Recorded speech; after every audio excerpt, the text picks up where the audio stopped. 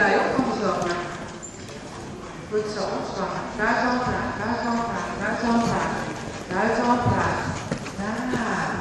Nou loop je naar die hand toe. Nu ga je met je binnenbeen iets vastgeven. En dan zeg je met je binnenhand, oké, daar is mijn hand, kom maar. Kom maar, kom maar, kom maar. Goed zo.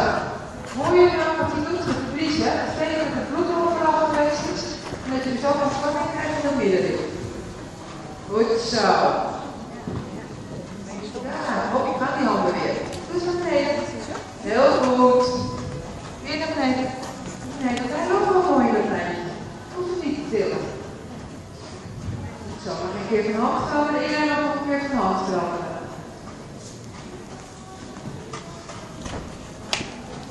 Volgende dan zou je nog te vaak als je verder uit zit.